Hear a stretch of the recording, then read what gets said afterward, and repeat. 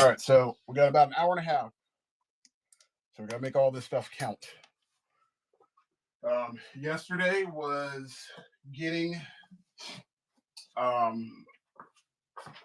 let's see, yesterday the goal was to get Black Cat done. And I have another sketch cover that requires my attention. And today we're going to be focusing on RC. So the goal, I mean, things are a little weird. They're in flux. I just want to show off this one too because I love this piece. It looks good. These are good together, right? Good color setups.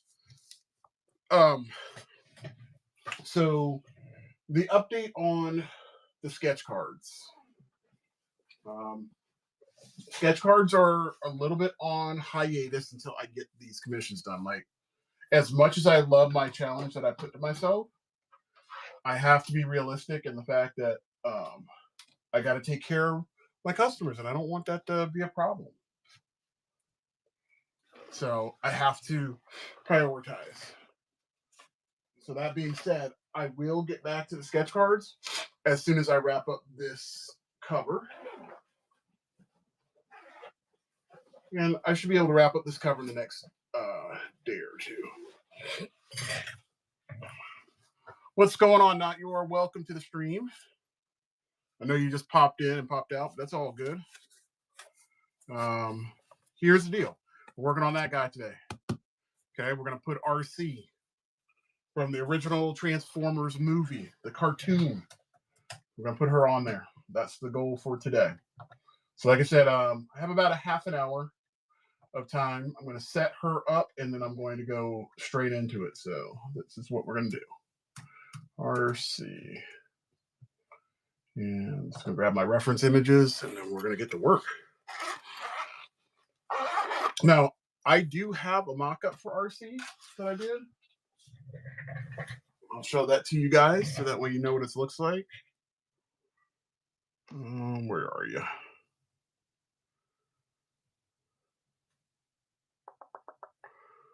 Where are you? I know I have it in here. At least I thought I did. I don't see it. That's not good because I thought I had it. Oh, I do. There it is. This is the mock-up for RC. So she's going to be kind of like jumping out at you. I got to fix the feet and the legs on her, but for the most part, I have her set up the way I want her to look. So I feel confident about that. I'm really happy about that setup.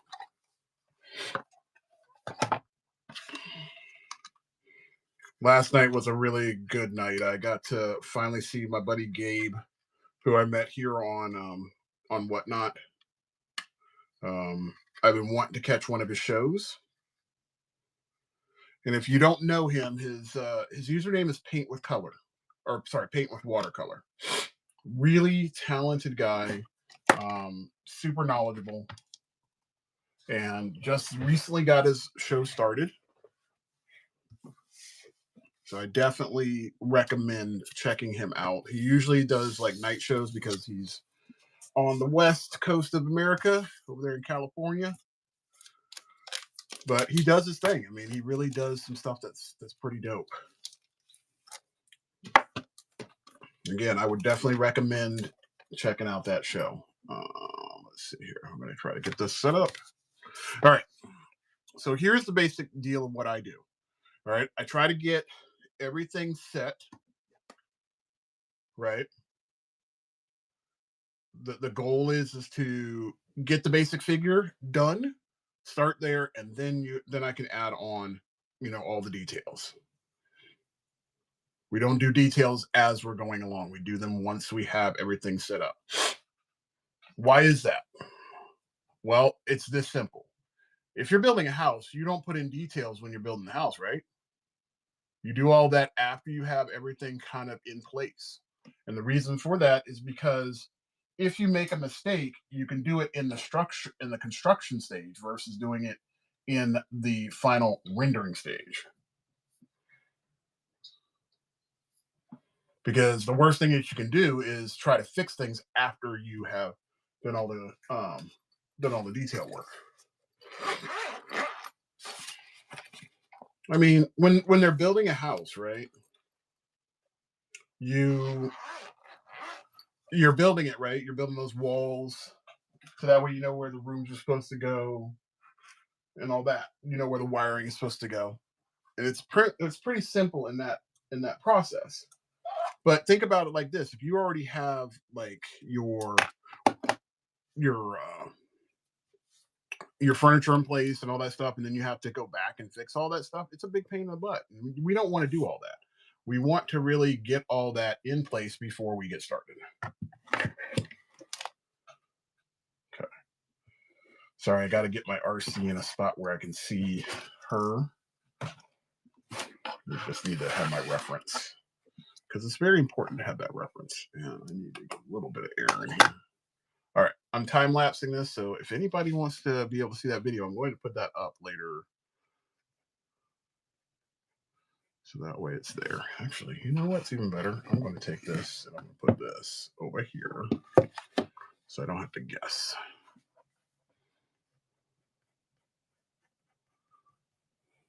And I'm just roughing out all of the shapes. So you'll see what's going on, Nathan. Welcome back. Good to see you. I am working on an RC from the original Transformers. I'm doing okay. How about yourself?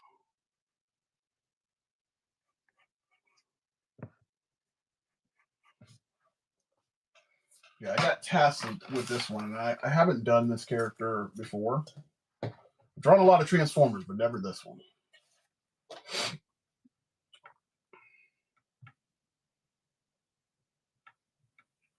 And honestly, she doesn't really get a lot of love. Being the fact that she's like, I think one of a couple or a handful of female characters, she doesn't get a lot of love. I wish she did.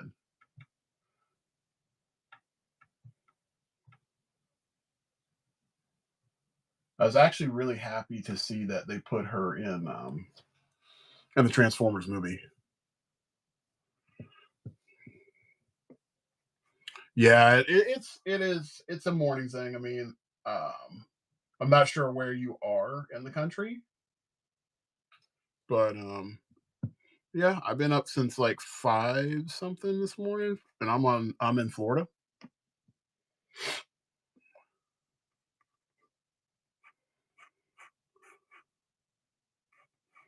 Try to get these proportions right. This is the hardest part is making sure that I get these proportions right because of where her arm is and everything. And I think I may have made her a little big, but that's okay.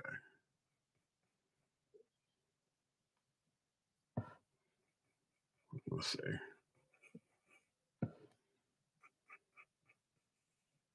See if I can foreshorten this a little bit. I don't think I'm going to be able to. Yeah, that's not going to work. I thought I was going to be able to pull that off, but it's not going to work. I made her head too big, so the proportion's off. I'm going to have to work this one backwards, and I don't like doing that, but at least it's just basic shapes. All right, so I'm going to have to work from her hand back up to her body. And I do not want to do that. All right, so I got the shape of her hand. Have her blaster like that. What is going on, Gabe? Good to finally be able to see your work last night. I love to see the process.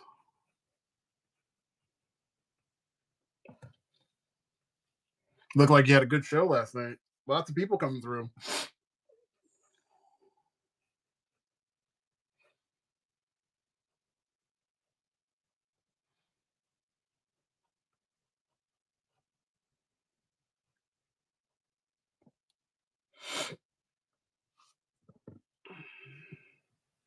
Yeah, I literally passed out probably about 30 minutes into the show. I didn't mean to. I saw you doing your Glinda and you got out the gouaches and everything, and then I crashed hard. It's a long day. How many commissions did you get out of it?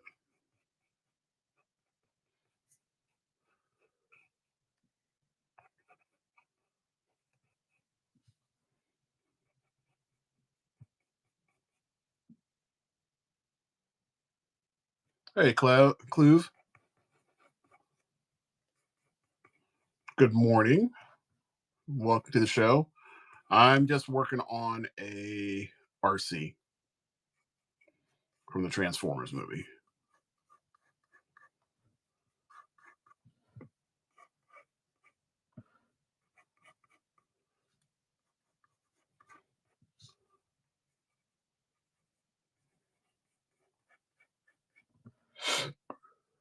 Morning, money. Welcome, welcome, welcome. This is going to be a fun one today. Um, for those of you that were not here yesterday, all right. So here's the deal. Hey, you take care, Nathan. Have yourself a great day. All right. So this is a piece that I did a while back. Let me pull this back here. So I did this for one of my students. He's a huge Marvel fan. So he's gonna get this piece because he's diehard to the point where he actually had the Avengers logo um done into his head. Very cool, very, very cool. I'm glad you had a successful show. It was very neat. I haven't done that giveaway thing through the system yet, but one day I will get there. I'll be as bold as you. Now, this is one of two commissions. So this person wanted this styling with the grays and the purple, but he wanted a black cat and he wanted her in a kimono, so I did that. And this morning I'm working on his second piece, same styling, but this one's going to be RC from Transformers. And I have a roughie of her right here. This is what I'm trying to get to, and I will knock that piece out as quickly as I can. I have about, like I said, I have about a half an hour, or sorry, have about an hour and a half worth of time to jump in here.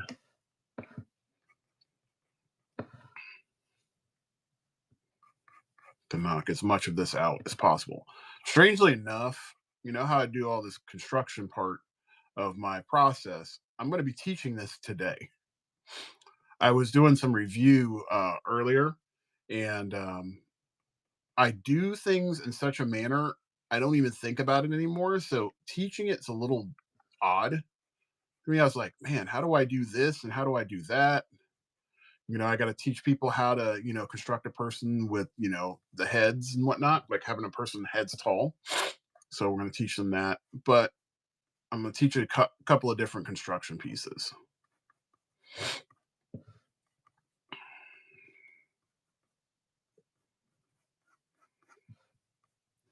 Yeah.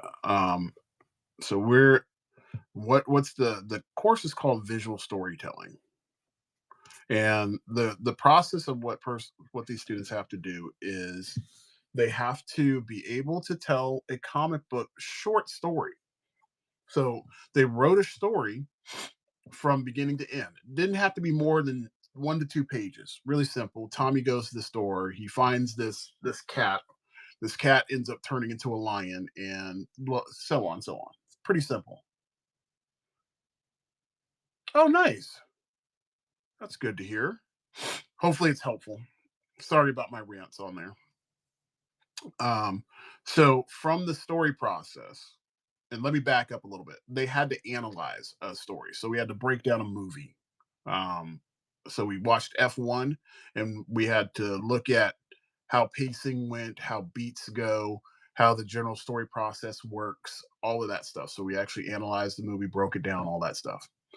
Then they had to create their own story using the same process where you do the introduction, you do the rising action, you get to the climax, and then you get to the resolution. Those four simple parts. We didn't make it harder than that because obviously there's more stuff in there. Once we went from that, we jumped into doing like story beats where they were able to understand how their story was going, but how to push that story a little bit further. And that was cool because I introduced them to a program where you literally can break your story into like little like index cards and you put in the most important things that you want to focus in on those cards. And for a lot of people that have never done storytelling before, this was extremely helpful for them. Hey, Serenity, welcome to the stream. Um, so I was very happy for them. And today, now we got to go from the story part now into actually creating characters. And that's just another level of the process that a lot of these students do not know how to do. A lot of students don't know how to draw. And you don't need to know how to draw. You just need to be able to put your ideas onto paper. And I'm going to push them because we're going to do something where I'm going to prompt them first, just to kind of get their creative juices flowing. So I'm going to give them a couple of words. They're going to only have like a couple of minutes to draw their idea. And the reason it's quick reaction. What does your mind go to? You know, and you just want to throw your ideas onto the page because the creative process. A lot of people take a lot of time, and we've all been through this. Anybody that's been in the art field knows this. It takes us a lot of time to kind of get our ideas down because we're noodling and noodling. All right, Anime Designs, welcome to the stream. So we're always noodling on the details of our design, and that can slow you down. It's almost like when you're typing and you mess up and you go in backspace, so it messes with your thought process. I'm not going to give them that opportunity. I want them to think quick. So if I say running, you got 5 minutes, draw something running. Boom. You could do a dog, you could do time, you could do all sorts of things. It's all about your thought process. And it helps you build up speed. And that's what they need to have, especially when we have a short period of time in a college class. We have to really take advantage of our time, and also taking advantage of the time because they have other classes they have to do, and I don't want that. I don't want them to sacrifice their other stuff for this. However, I do want to get some quality work out of them. Yeah, I mean, I in my classes, and I actually had a student call me out on this the other day. So in my introduction to graphic design class, I make my students do a drawing prompt every time they come into my class because it's part of their portfolio. Again, I treat them like they're going to be in the real industry, because if you have a um, art director come in and they say, "Okay, well, this is what we're doing, and throw me your ideas. You have a couple hours to do it." And you have to be quick on the draw. You can't come back with just one idea because th- you want to see a variety of different, you know, paths to take. And when you do that, it creates this energy, right? The first one is really hard because you're going for things that you know. But once you get a little more comfortable, you start exploring other things, like other designs, other options. So when you think of space, you might think of an alien, or you might think of somebody trapped in a box. You know, it could be a whole multitude of things. And I'm going to bring it back in all my classes. I'm sorry, bring it back. I'm sorry, bring it back to my original class and then bring it to my other classes. Um, it'll be cool because some of my students that I have, they're coming back to my classes or coming back to other classes that I teach, and I think it's good that I have that. Um, so I think it'll be really cool for them to um, get that knowledge.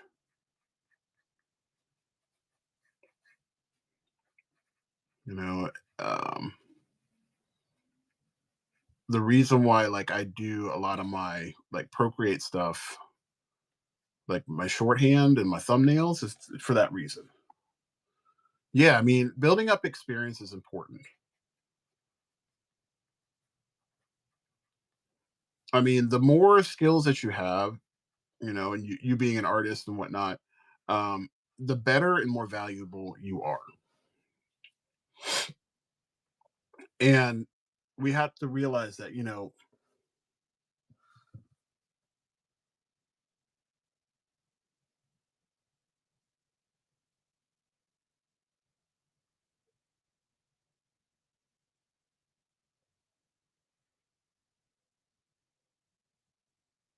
wow, that's weird. They flagged your stuff, and I don't even understand animate design. It's weird. That's very odd. They said you said I love Procreate Dreams. That's weird. Um.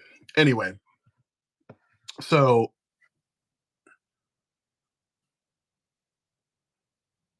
oh, really? That's just stupid. That's really dumb. That's really dumb. Um. So I just want to make my I want to make my students the best they can possibly be. My instructors when I was going to college and even when I was in grade school, they did nothing but try to make me like super dope. And I was hard headed when I started off in my career because you think you know everything, but in reality you don't know jack. You're trying to be the best, but if you don't study your craft, you're never going to be the best. You have to study the people that were before you. And I think giving these students a lot of exposure to the things that I've had a chance to experience is very positive because it helps them not have to go down the same paths that I did. I mean, understanding how stories are written, that was hard. It was really, really hard. I mean, I can't tell you how many countless things that I've watched, that I've enjoyed, that I've consumed, comics, books, movies, short stories. And I had the hardest time trying to understand how do you get to that point.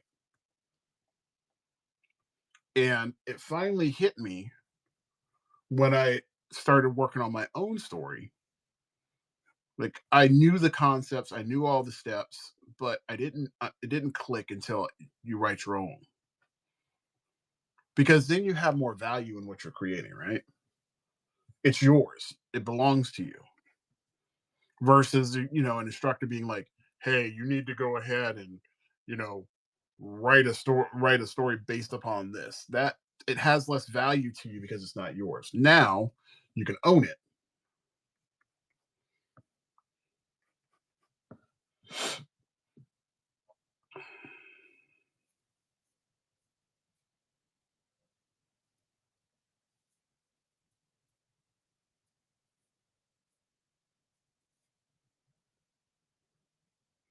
Yeah, I mean it's a lot, and I really I want to push the medium. I want to have some people do some really cool things to their work. And I look at this crop of uh, artists that are coming out, these young artists, and they're so easily defeated because they don't win all the time. And it's okay not to get the job. It's okay not to um, think that you're going to win everything because as technology grows, we it gets more competitive, and you have to know more, and that's good. Learn your tools. So if you know Procreate, know that one. Know Photoshop. Know Animate Studio. All of those programs because you never know when you might need to use it for something. I mean, I tell everybody get to know Photoshop, get to know the Adobe products because they literally are like the baseline for all the other programs that are being used. A lot of the other programs utilize the same kind of like not interface, but as far as like dashboard, they're very similar. Um, they might move the dashboard pieces around, but for the most part, functionality wise, they're the same.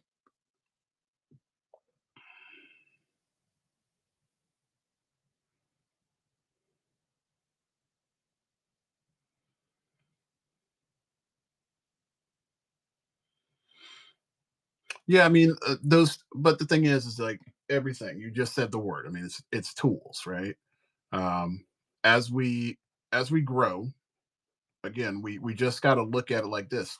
We got to utilize our tools, get better at them, and use them to help strengthen the things that we know.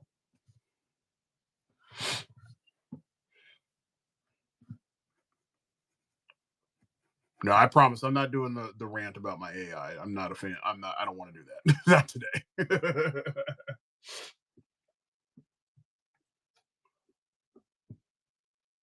I got to get this blaster looking right.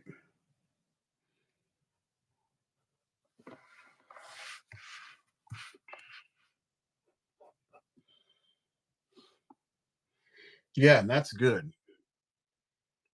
I tell everybody the story that there was one day, and this happened, I'd probably say within the last year, because I've been using digital so much and it become a crutch. So I would literally carry my iPad everywhere to do what I was doing. So one day I was drawing and I go like this, I go pinch like this, and I'm like, what am I doing?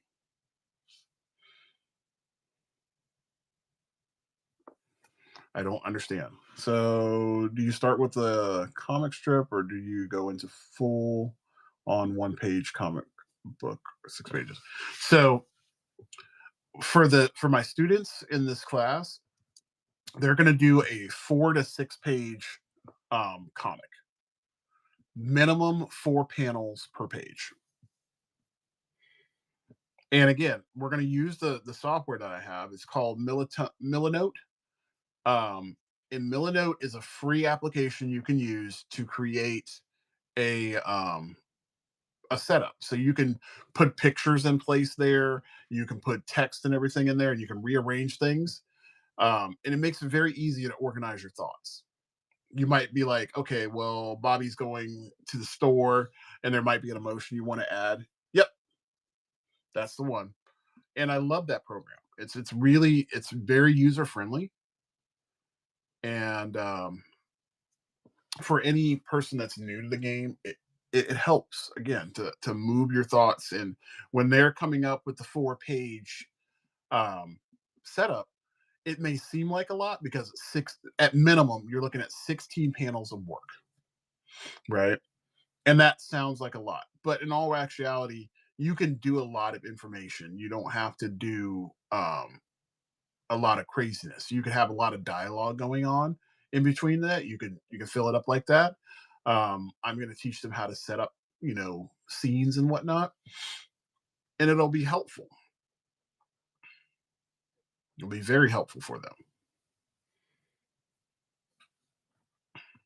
And again, I don't expect like perfection out of the work that my students are doing because for a lot of them, this is brand new stuff for them. They have never written a story, but in all actuality, here's the reality: when you're a graphic designer, you are telling a story, and you have to learn how to tell a story. It's a must. Like, how does a commercial break down? How do they do a trailer? Um, and all that stuff. A lot of the times when what I find, and I found this with myself, so I always use myself as an example. I could always figure out what I wanted to do for the start, and I could always figure out what I wanted to do for the end. But the middle part was always the problem. And now I'm really focused on how to pull that off. I know how to do that now. Where's my? Sorry, I'm looking for something on my computer here. What do you mean no internet? There it goes. About to say my stuff is acting goofy. Okay, so I gotta just find my. I got references for a piece, and I just gotta find my references here. Boom, boom, boom, boom, boom. Where did he put those? He sent them to me. I just don't see them. There they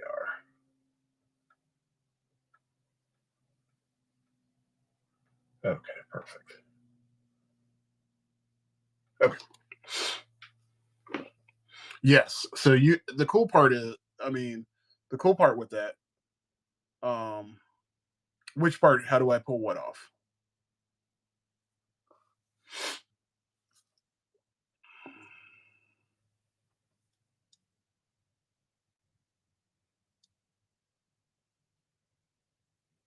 So here's the thing. You want if you think of like story structure, and again, I keep it as simple as possible when I teach it.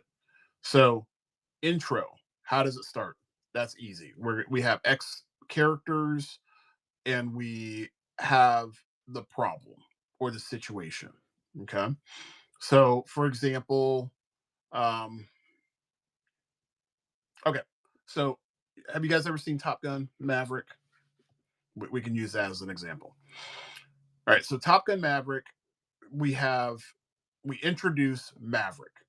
So we have to introduce him because not only one, people that have seen Top Gun know who he is, but people that have never seen Top Gun need to know who he is. So we introduce him. He's a veteran pilot. He is now a test pilot for a new jet. Okay. We introduce him as being this cavalier, almost has no, you know, no fear, even as an old man, takes risks. So we introduce all of that. So we're introducing him, and then we introduce, okay, he has to go to Top Gun. What is Top Gun? And now what is the problem? The situation. Why has he been brought back to Top Gun? So that's that whole introduction, and that is all done within the first 20 minutes of the movie. Okay. Now the ending part is, okay, I want Maverick to have I don't want Maverick to die. I want him to succeed in whatever mission he's going to do. All right, so we have our beginning and the end, so our bookends, right? What is the middle part? Okay, well, we have to figure out how do we move Maverick into a new spot? Well, he can't be a pilot anymore because um he already did Top Gun. He already went through the program. So we know we now have to have a new crop of Top Gun pilots. Okay, well, we've already been through the journey of how you become a Top Gun pilot. So that's not even in the cards. You're not rehashing that.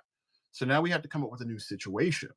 And now the situation is we're bringing all of these pilots to the Top Gun facility and now they have to destroy this facility.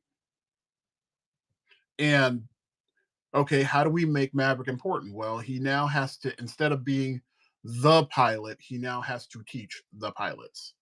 So now he's turned in from the student to the master. Okay. And how do you make him more dense? You have to give him an arc to make him more valuable. And the best way to connect that was to bring up the son of his best friend Goose. And that's how you introduce more characters and you give more layers to the story. Okay. Because it's your best friend that died. You literally were in the plane with him when he died. You still hold on to that feeling that it was your fault that your friend died, that you took away the father of um, your best friend. I'm sorry, you're the father of this child, right? So now we're creating depth to that character. We're giving him a problem inside, an internal problem. All right. So, in order to go ahead and cause a little bit of a rift, like to cause a little bit of chaos or division and in order to make the story better, we now look at it like, okay, well, Maverick was the reason that this kid never or didn't get in the Top Gun for a while because he feared that he didn't want him to have the same outcome. He wanted to protect him based upon his mother's wishes. He never said that to the child, but that's what he did. He did whatever he could. So he pushed it, and this child, because of that whole issue, he always held a grudge against Maverick. So now we have a division, and that's good because now things are divided, and now we're bringing everything back together, right? By getting the truth out, it brings everything back together. And it's a cool thing because now we have these two stories like running in parallel. They're both pilots, they're on a mission, and now they come together to, fight a common enemy. And at the end of the day, Maverick ends up saving the child, which he always was going to do, right? He would always protect him. And then the child comes back to save Maverick. And then they have to get out of, um, I think it was Iraq or Iran, wherever that was set up. Well, the middle part is Rising Action and Climax. Those are the two. Well, there's more to it, but these are the basic parts. So you have Rising Action, which is where they're doing all of the planning and prep and telling more of the depth story in it and showing the conflict and introducing the other characters. And then we get to the point where Maverick has to show how to do the process of doing this bombing because the pilots that he has, they're great, but they're not at the level of which Maverick is at. They're not willing to take it to the edge. So he's showing that they can do it. So that's all that rising action. Then we get to the climax, which is they go and they actually do the mission. They blow up um the missile silos. So that's your climax. And then the falling action and then to resolution is where Maverick gets saved and then they both have to fly off in the F-14 back to the aircraft carrier. That's your resolution. So it literally is like a wave. We do the introduction, we go up, rising action, climax, and we go down. It's like a big hill. Hey Anna or Anna's 67. Welcome. Um yeah, there's a lot to it, but if you can kind of again using programs like the one I recommended, that Milanote, that is huge.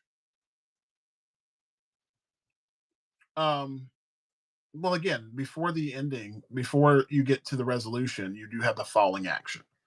And in that movie, the falling action was um Maverick gets trapped in the snow. He lives after his plane crashes. Um, the kid saves him. They fly off in the F-14 and they get saved by the other pilot. That's all in the falling action. Hey Noah, what's going on, buddy?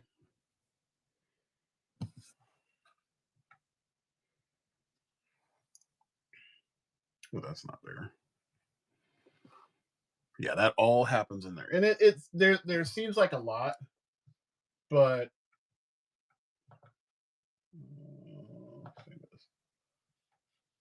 sorry, I just need to save this to my desktop real quick.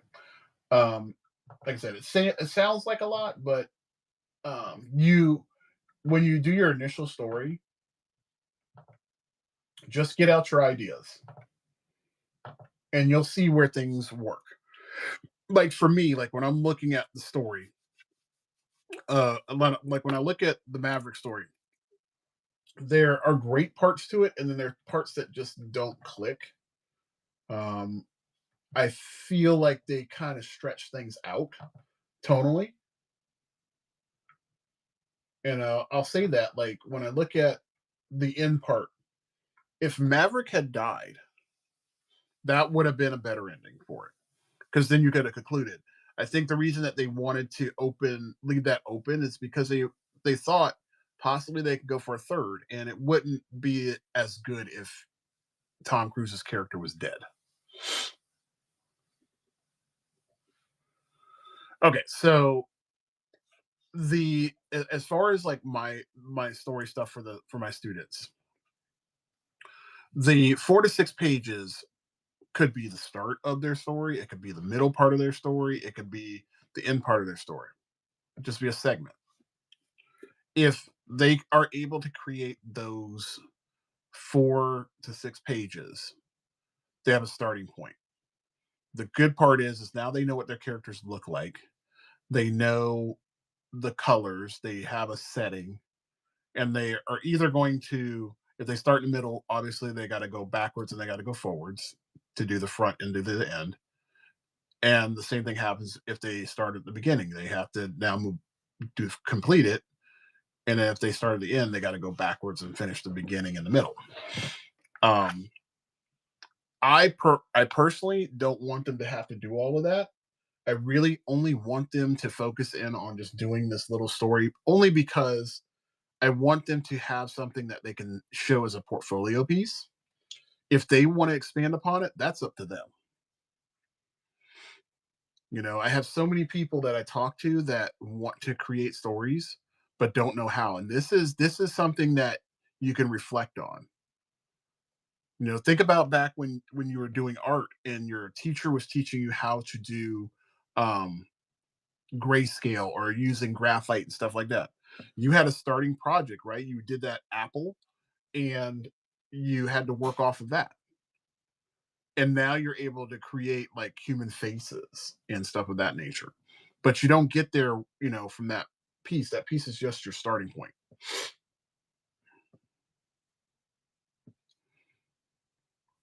Oh, I'm gonna have to do some work up here. All right.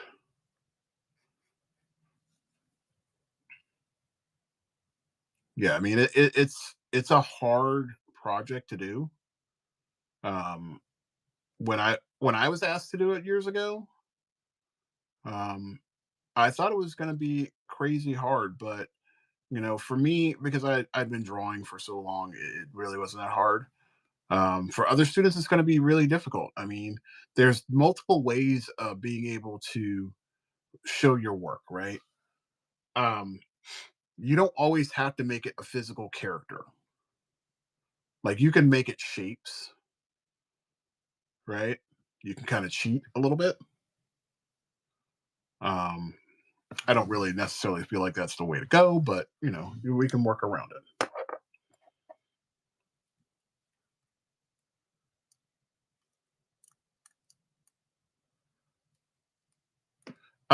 Well, typically when you're doing a graphic novel will usually have between um it'll have a 4, sometimes like 12 book arc or up to a 12 book arc. You really, when you're doing those graphic novels, you want them to be kind of chunky.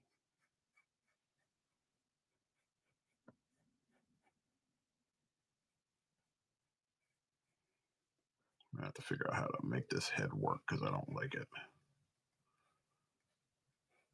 Yeah, I mean, I would honestly 4 to 6 pages is little, because consider, like, when you read a comic book usually has between 24 to 32 pages for a book. Most of the graphic novels that are out there are 6 books because that's usually their arcs. Some are less, some are just one book. Um, but most of the comics have an overarching story that is usually like 6 books total. My thought process when it comes to creating a comic is don't look so much at how many panels you need. You need to look at how do you tell the story the best.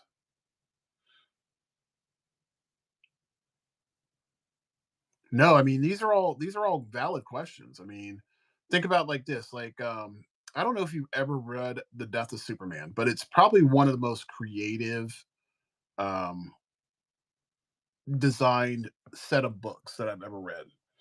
How you doing, Imposter Artist?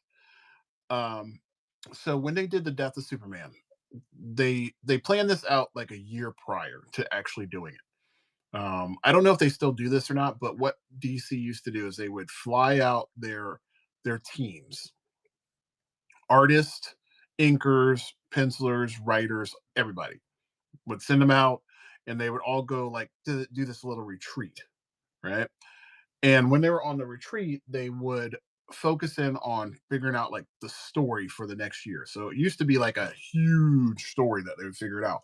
And it would all, it would be easy for them to come up with ideas together creatively because, we as a society are better when we're together. They would do that. And they were able to come up with some really, really dope ideas. So when the death of Superman happened, that's what they did.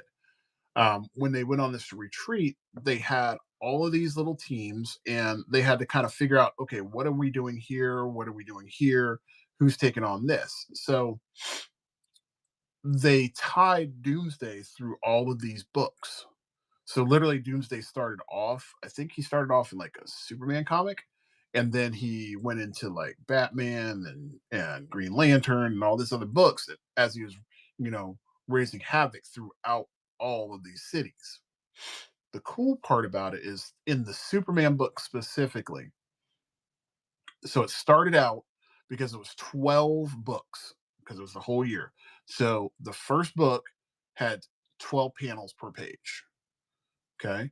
And then every month the panel number would drop. So the 11th month out, it was 11 panels. The 10th month out, it was 10 panels until they got all the way to the death of Superman. So if you ever look at the death of Superman book, the last book has basically splash pages for every page. So it gets harder and harder to tell a story the less panels that you have. So that's why I said the amount of panels doesn't matter. You just have to be able to convey your story ideas well through whatever amount that you have.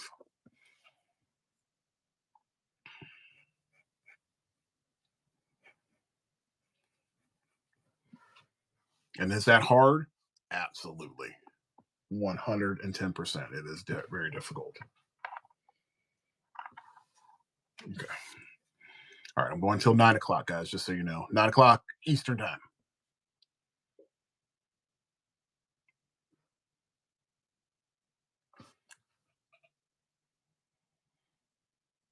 Yeah, I mean, I don't know, Gabe, if you had a chance to write a comic book or anybody on here that's had not even just a comic book, just a book or a short story. It's hard. It's very, very hard. But if you're able to get your general ideas out, that will help you. And that's the problem. We don't start there. We just want to go for the guts, right?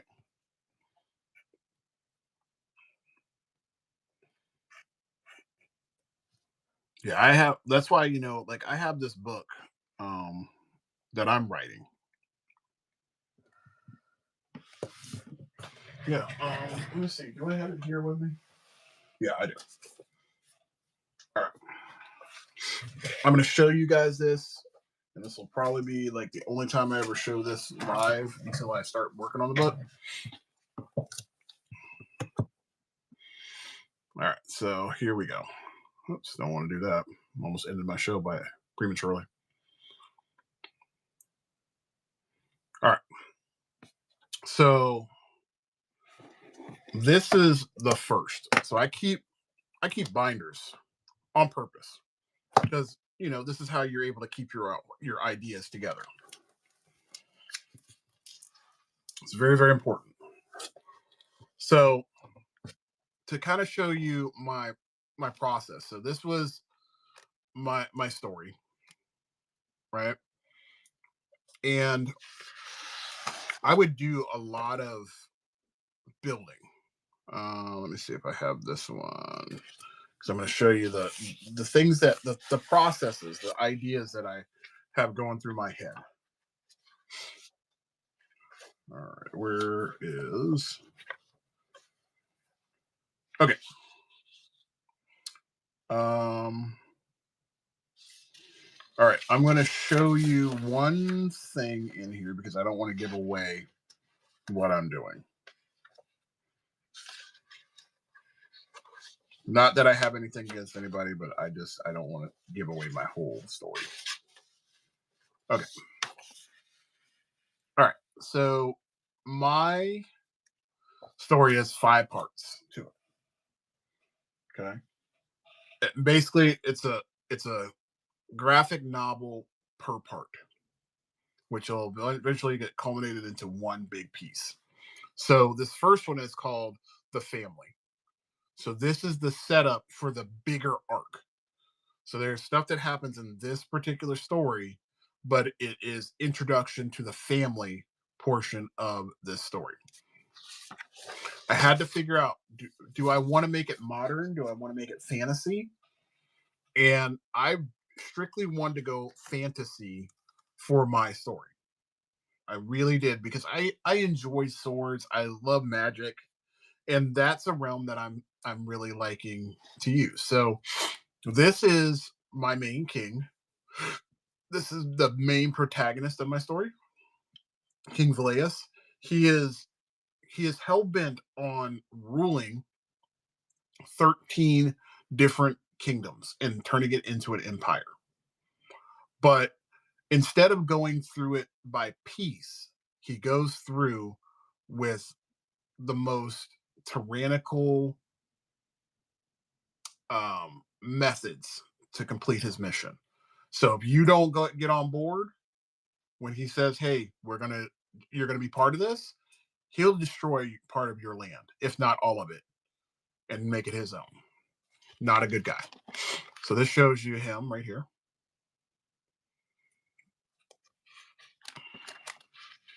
And this walks you through some of the processes as far as like the emotions and all this kind of good stuff. I've even gone in and given him different color treatments so I know exactly what I want. It's almost like what we would do if we were doing animation. This is like a color sheet that we would do. So we'd give somebody this, and they would have it would give a breakdown of all colors and whatnot for them, and we can pick and choose which ones work the best. Okay. We're not going into that transformation or that one because I don't want you to know about that. Okay. All right. And this is called Children of Valea. So I was able to create a story. Like this is my what we call a I think it's a process. We call this a process book. So this basically walks us through all the pieces. Yes, that is a self-portrait of me. Even though I'm not like that, I promise. So now these are some of the characters in it. So this is King Alexander. Noble, powerful, strong. He's 3,000 years old. So that's why I knew this was going to be fantastic. So he's been around for a minute, knows a lot of stuff. Um, this is Queen Valea, his beautiful wife.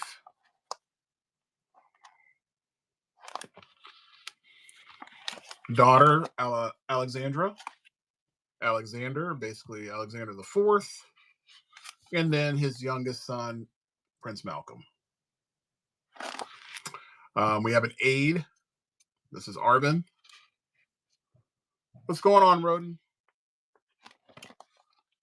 We have King Henry. He is part of King Alexander's court and a brother to him. We have Queen Mira. That's his wife.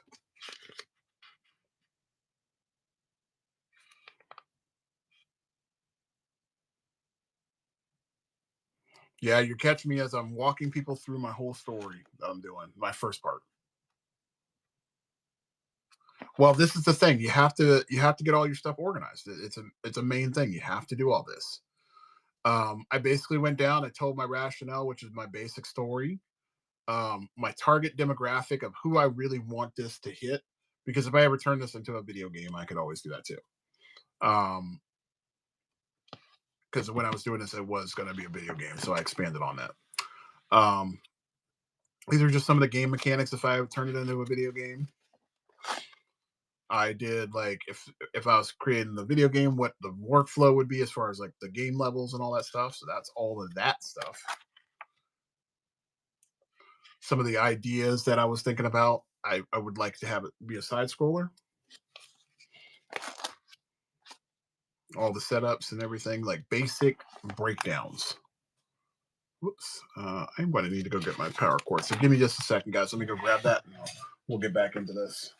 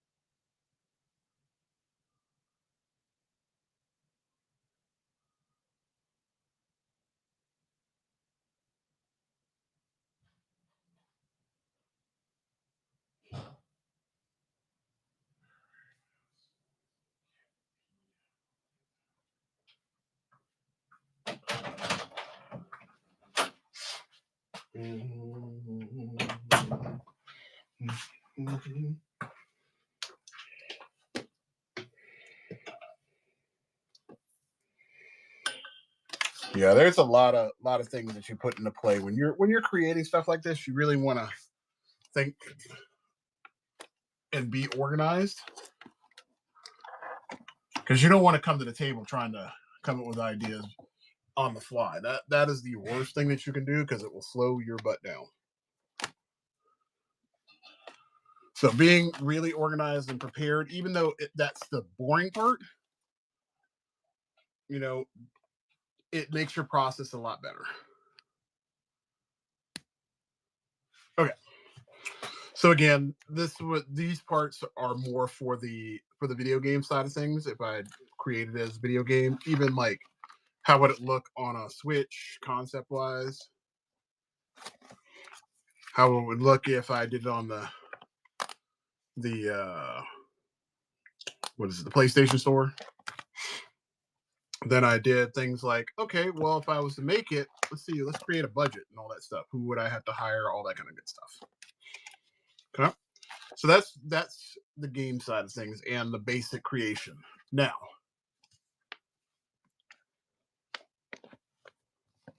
well, that's the base part. What's going on, Batcave? Now, here's the part that really made things work. So, when I was creating the story, um, I had to figure out the kingdoms, right? So, like I said, there is one main kingdom, like as far as like the center point where um, King Valius started, and then he's trying to conquer all of these. These are all the ones, and these were I had to figure out. Okay, who are going to be my kings? Who are going to be my queens? The one part I didn't want to do is I didn't want them all to be kings. I absolutely was I was so against that because I wanted to have some diversity. I don't want this to be a male driven story. I want to have strong women as well. So that was very important. So again, putting this stuff on paper, seeing it will help you do that piece. Now, I didn't want it to be heavy handed, women versus men. I wanted to have it strategically placed where there were certain women that were strong and then certain men that were strong. So I made sure that I had them placed in there very well. So, there's a good balance for me. Um, and then I named their kingdoms that they had. I even went as far, and this is going to be actually in the story. I even went as far as like drawing out the map. So again, having the visuals helps figure out things, especially like because I wanted to figure out, okay, where did everything start? And then where did everything end? So this is where the main kingdom is. This is where King Velaeus is. And he's trying to take over all of these pieces. So I even researched like how battles were done, how you would take out particular armies and whatnot, why he would have a wall on these three sides because there's nothing over here. There's no land on this side, so he would protect this one, but he'd have the walls on there just in case these guys came in and tried to flank him. What's going on, Shag? So coming up with those ideas was very, very important. So even like here, like I was very specific. I went on there. I was like, okay, this country is an enemy, and so is this country. So if they were to build an alliance, they would be strong to come in here to Valea. This is more like a peaceful colony. This guy out here was an ally, so they could take out this piece. We have another ally up here. So he was trying to take out all these other countries that were all enemy countries. Even though they didn't mess with Valea, he was like, I want him to be all under my control. So that's why I had to make sure I set this all up. Um, then now here's the story development, and I'm still tinkering with this because I still got to think about like how people age, right? Um, so this is the timeline for King Alexander. So this is the main one of the main characters. So this was him at 15, what happens throughout his timeline, how old he is, and all that stuff. So when I was doing this, you can notice that when I first started out, he was 3,000 years old. And I realized like that wouldn't work for what I was trying to do because 3,000 years old, I mean, you've seen and done everything. So that kind of doesn't make any sense for him. So him being like within the ages of 15 to maybe like 60 would work because then he would be able to have kids, he would be able to do all of his achievements, all that stuff. And then I go into, once I have that breakdown, now that's very important. This is kind of like my outline. So I have that. And then I'm able to start going into my story. And I do all of my stuff longhand. I wrote it out all longhand. So I would have, like, I could write out all of my dialogue. I have little shots of characters, what I want them to look like. I have little story notes and all that kind of good stuff. I can give myself little ideas of things that are about to happen, like story beats wise and all that stuff.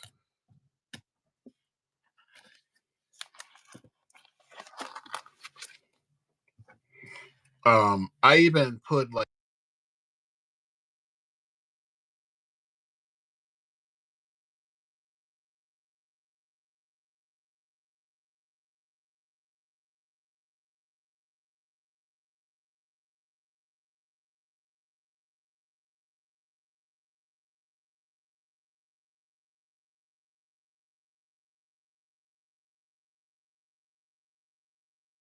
things and stuff like that. Works. You still got my sound? Can you hear me?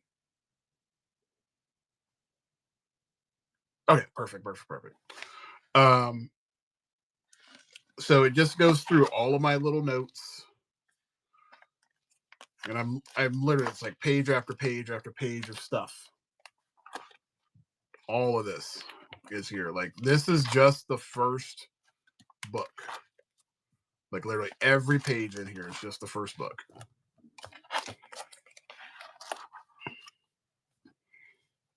And we're coming into like the end. Like I have a little couple of things that happen in here, and then I go into chapter 2. So this, all this piece right here, all this chunk right here, all that's just the first book, and this is the second. So I am not going to show you what happens on the second one, only because that has some stuff on there that I don't want to display. But this is important too, and I'm going to show my students how to do this as well. Um, Before you even start drawing a character, these kind of sheets, and this is a very simple one, are essential. So it's called a character bio sheet, and you basically break down the character. You're giving basic thoughts behind the character because this builds value in the character. So if you were to think of like Tony Stark, you would obviously give all of his characteristics as far as physical characteristics. What are his wants? So he wants to be a playboy. He wants to show he's the smartest man in the room. He needs to be loved. He needs the passion of his kids.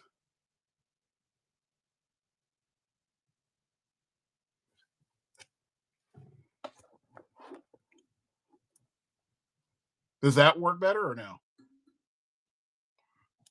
Let me move this up a little bit so you can see that. Okay. So, um, what are his needs? His flaws are that he wants to be loved by everybody, you know? And um, like his personality, again, a playboy, philanthropist, very narcissistic, all of those pieces. And then you give his history. Now, again, when you're doing the history part of him, these are components that we learn throughout the story. So we know that he lost his parents at a young age. He then has to build himself up to become the leader of Stark Industries. Okay, those kind of things. Family and friends, so like Pepper Potts, and then we have um, Jarvis and all that kind of good stuff. So those are very small things that we know about the character, but we have this as a base point. And this will allow us to give more depth to that character. So we can see if this is going to be a major character or if this is going to be a secondary character or even just somebody that sits in the background. It's very important to have those kind of sheets. So I definitely I'm creating a new one for my students to use. But that's just the general basis for what we want to start. Cool. I got all that.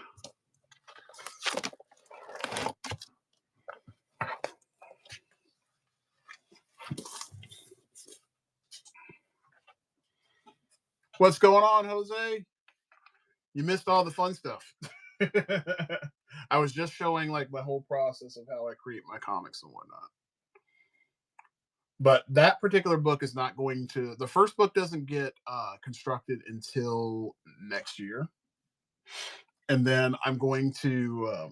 I'm either going to kickstart it or I'm going to Indiegogo it. I just don't know which one I'm going to do. I might do both.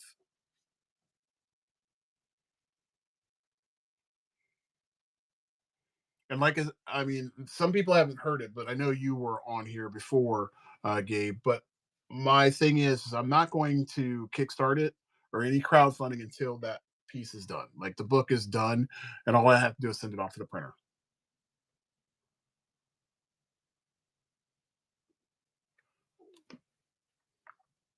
Yeah, I think it's too grand of a story for me just to publish, online or anything like that. I really want it to be like the best book ever, and I know it's going to be good. And even if I don't get like a ton of people, that get it, I know at the end of the day, I love it. The first book I know is going to be the hardest book. Oh, thank you very much. That's a good one.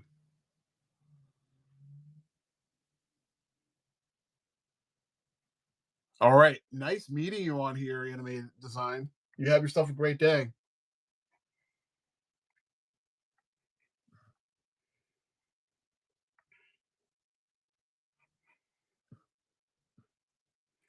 Yeah, I know the first book. The first books are always the hardest ones, unless you have a good following.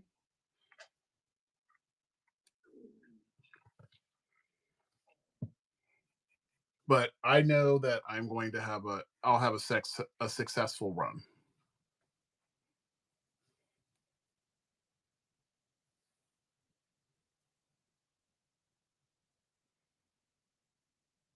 Yeah, definitely check out Milanote. It's basically it's like an index card constructing um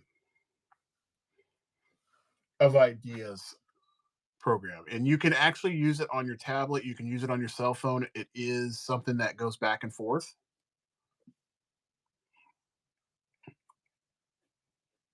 so it is very mobile friendly. It's better on, I will say it is better on a computer though.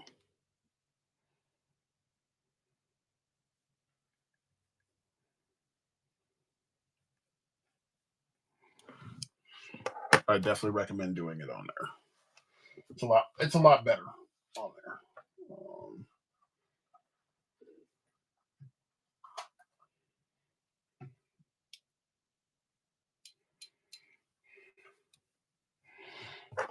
Gabe, I think she had to. I think animate this one. Oh, okay. I know she if the person had left or not.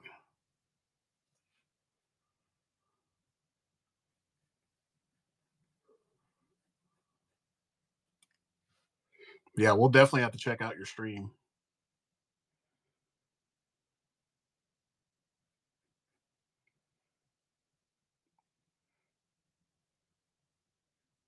Well, Jay, we'll definitely check out that stream, see what's up.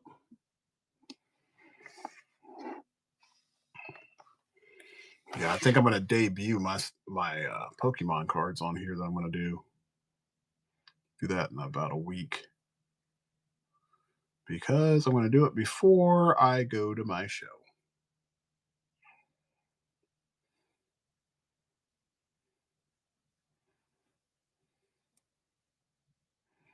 So looking forward to that. It's gonna be a lot of fun.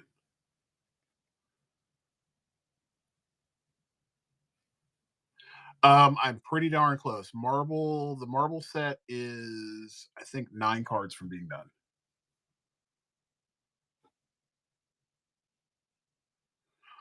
Yeah, well, I'm trying. I want to say I have like 30 something of the cards for DC mocked up, and I don't know if I want to do DC next or not.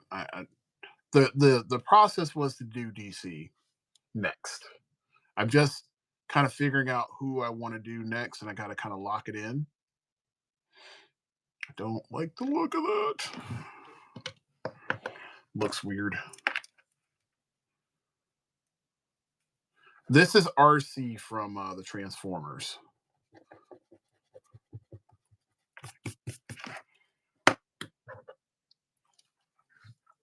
but I don't like the look.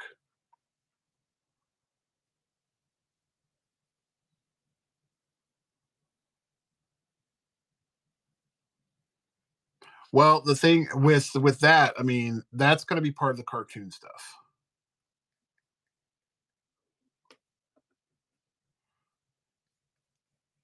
Yeah, when I do the cartoons, that's going to probably be that is what I'm looking forward to. But I think the one I'm looking forward most to is doing the Pokemon one.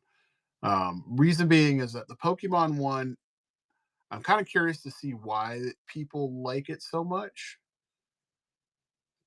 I've never been one that's been in Pokemon. I've always been like kind of against it because it was just I felt like it was very juvenile, but it's got this following that's kind of really insane. I don't know why I'm having such a hard time with this face. It's really pissing me off.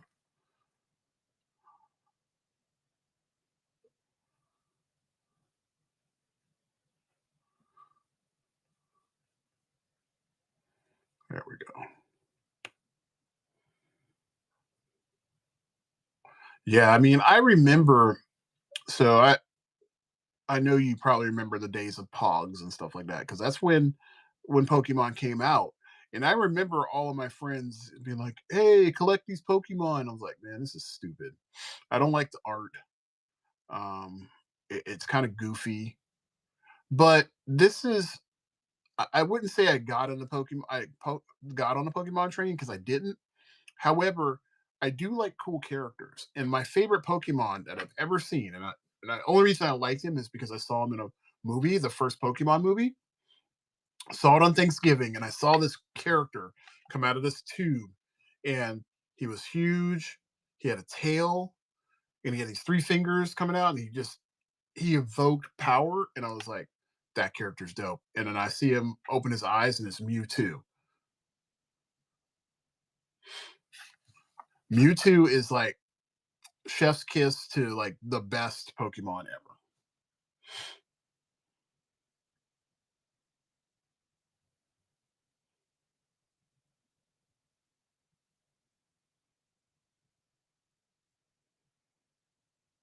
Thank you. That's definitely a helper. Yeah, I'm trying to get that whole thing set up. It's I'm just gonna have to do it with the eyes first, and then work my way around to getting the rest of her done.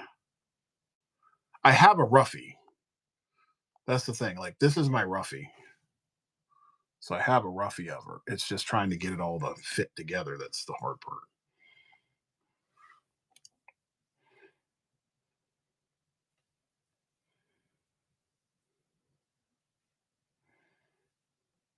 So you got all the ideas. That's perfect.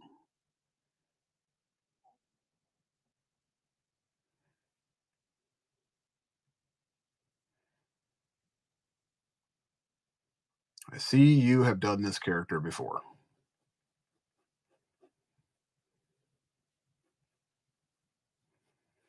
Yeah, she's an interesting one.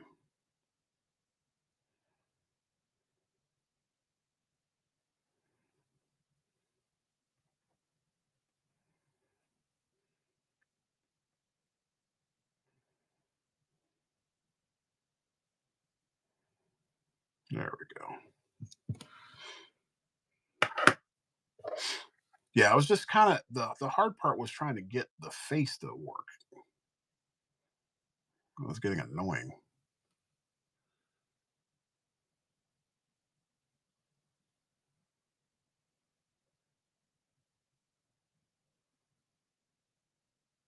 Yeah, I mean, so I was saying earlier, like I would love to do like Transformers, but the Transformers list is insane. Like I have some of the more obscure Transformers, but I have this idea, like when I do the combiners.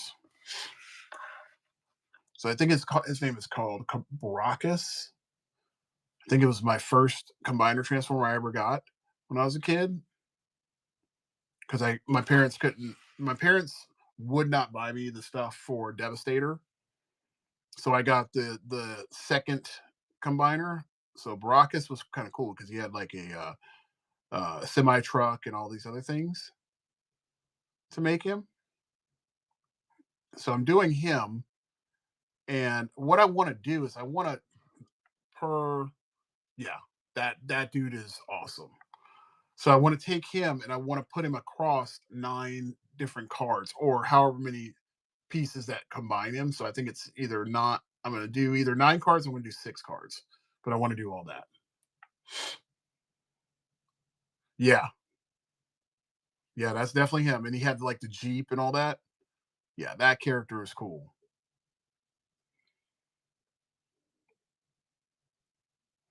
Thanks for the shout outs, Gabe. Appreciate that.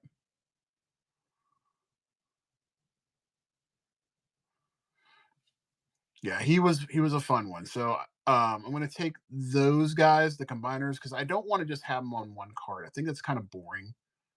I want to stretch them across. And the same thing was like Unicron. I want Unicron to be across multiple cards.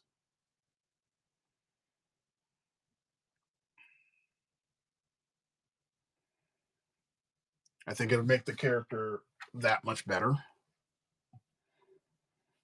because Unicron's huge. So why would I only give him one card? And two, it's going to make it more collectible if I have multiple cards for him.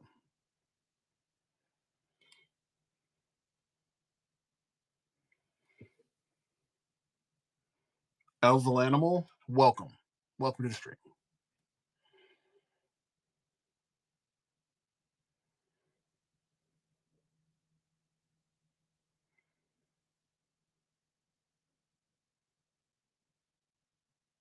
Very cool. Yeah, I don't want to get back on my high horse like I did yesterday. That was a lot. I didn't realize how how deep I was going until I got off. I'm like, whew, that was a lot of energy.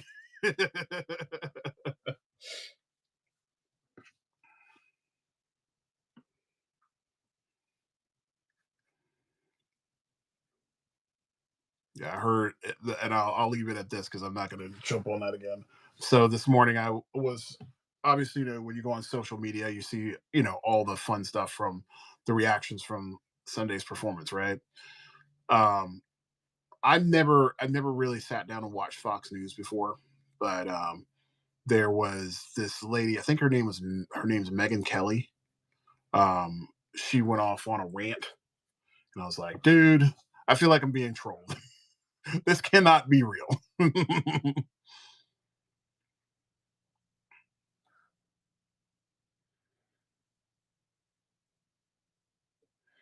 Yeah, I want to honestly. I out of all the characters that I would like to do, um, I want to do the Quintessons. I'm going to do the um. There's another guy. I can't remember his name, but he's the other new Transformer from the original cartoon movie. So there's RC and there's another guy.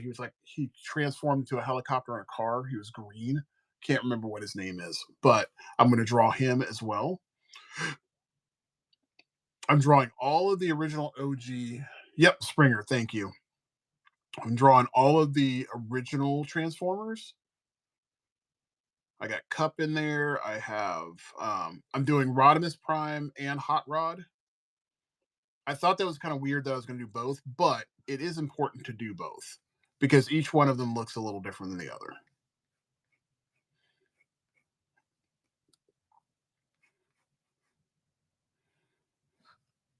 I'm looking forward to doing like Shockwave and Soundwave. Those are going to be fun ones.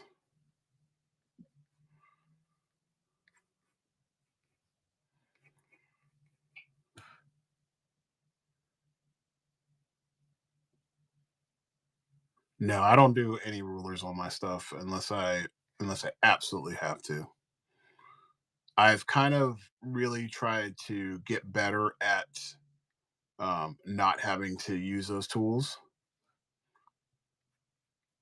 It's not a flex at all. It's one of those things where I've just, unless it's necessary, unless it's going to move the work into a different spot, I don't use them. I feel like they get in my way. And honestly, the better you get at doing this kind of stuff, the less you're going to need it.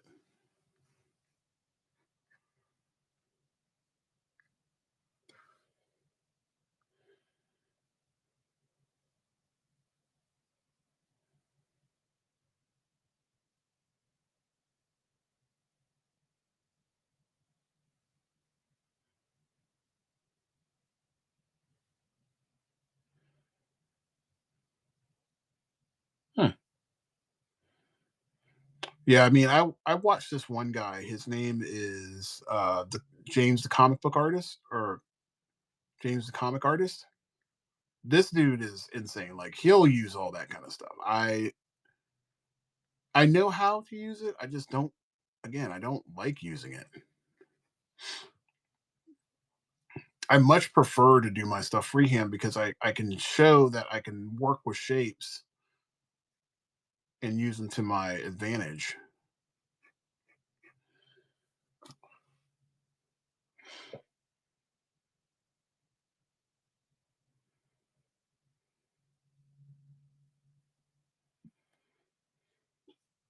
Yeah, it's all those things are tools. They're good to have. I will never discredit any of that stuff. I mean, if it works best for you, do it. But for me, it doesn't do anything for me. If anything, it kind of hinders me.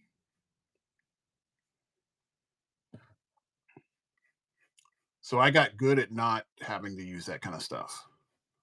Now, if I want to be really precise, then I will do stuff like that. But other than that, I'm not going to break those things out. I just don't see the point in it.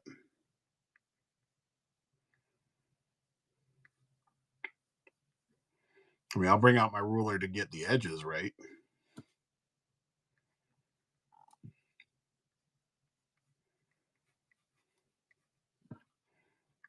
But the cool part is that when you're able to start really being able to manipulate shapes, then your stuff has a lot more energy.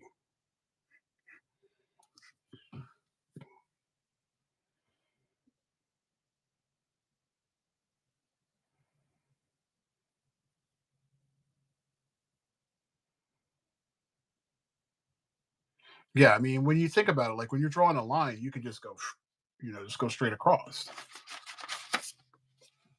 Let me give you an example. So, and you guys have done this before. So, like when you're drawing something, like say for example, like you could draw a basic box. Like this box is simple, right? That's a simple box, right? But if you're able to take that box and curve it, it gives it more energy. You're pushing things into perspective. Same exact box, just pushed. It gives it more energy.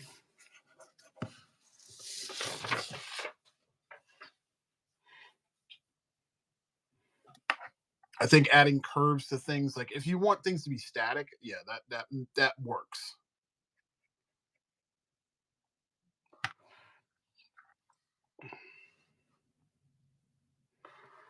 Like James, the box office artist, when he does his work, a lot of his things like look like a statue. Like he positioned it, and it's just like right there, bam. Especially when he's doing Transformers, because that's his go to. That's his big, claim. Like he can do those and make them look really good, and they look very just like structured. Um, However, when he does regular figures, they have a lot of energy because they have curves to them.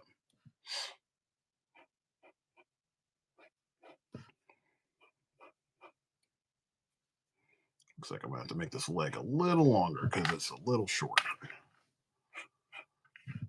I don't like the length of that, so like that leg should be out there.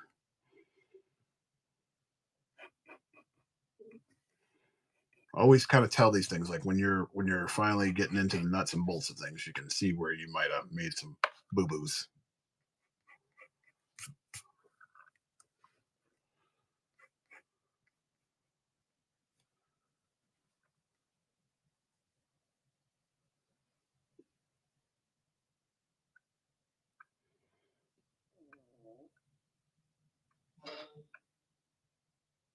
Paper bag with air in it. Yeah,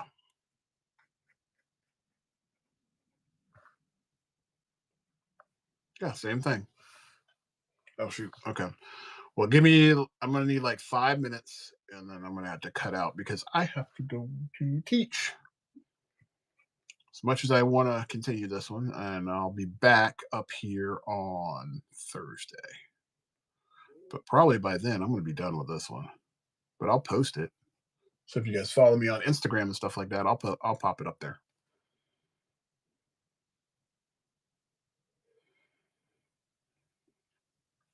Yeah, I mean the robot thing is hard because you have to understand how shapes move. You have to understand perspective. That's what makes these things so dynamic. I remember going back years ago when I used to read the Transformers books before they were ever like a comic. They used to have books, and they used to have every so often it would be a page of this like the splash page where you'd see a Transformer's foot coming out in forced perspective, and my brain at like 8 years old could not understand what the hell this guy was doing. Like I couldn't like the whole setup just didn't make any sense to me. But as I got older and I got more seasoned, I understood, okay, this is what this artist is doing. I get it. This makes sense. But it took a long time to get there. Took a very, very long time. I think I'm going to turn her gun a little bit.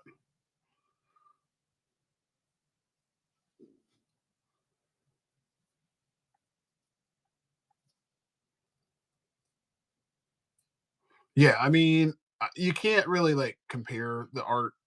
Um, it just over time you're going to get your style. You know, you're very good at creating the emotional portion, which is very important because a lot of people can't do that.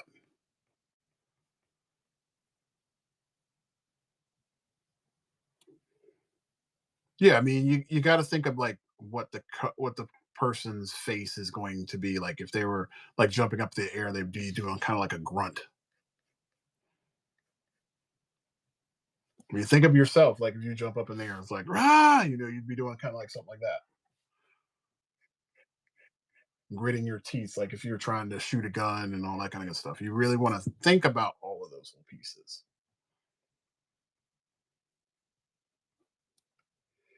And you know, we as artists don't think about that sometimes, but we have to. We have to get looking at, you know, being goofy and, you know, I've done times when I've taken pictures of my own self just so I can get things right.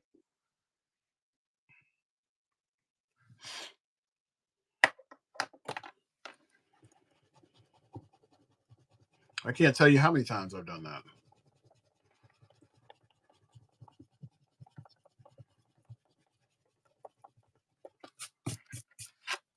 See, most people get pissed off doing stuff like that.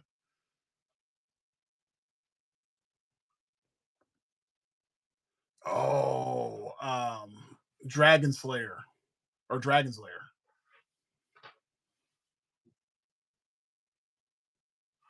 That game was dope. I love that game.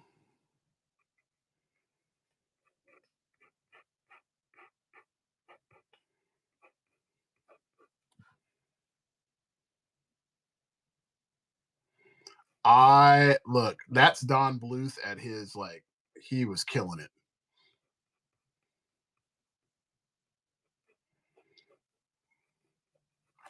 Yeah, anybody that doesn't know that needs to get exposed to it because Don Bluth and Dragon's Lair was awesome. Yeah, that's like a 13-part animated series and it's on YouTube.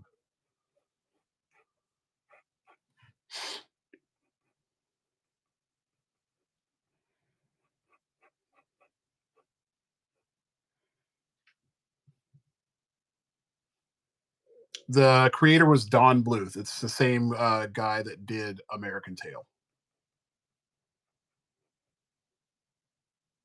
And he also did he's done a lot of stuff.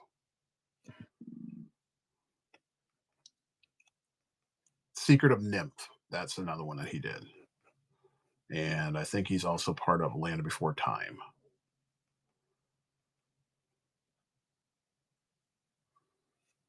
Yeah, he's by far one of my favorite animators of all time.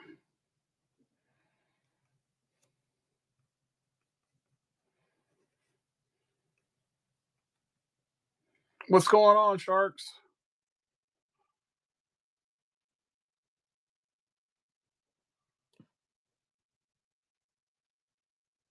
Thank you. I appreciate that compliment. That says a lot, and that means a lot.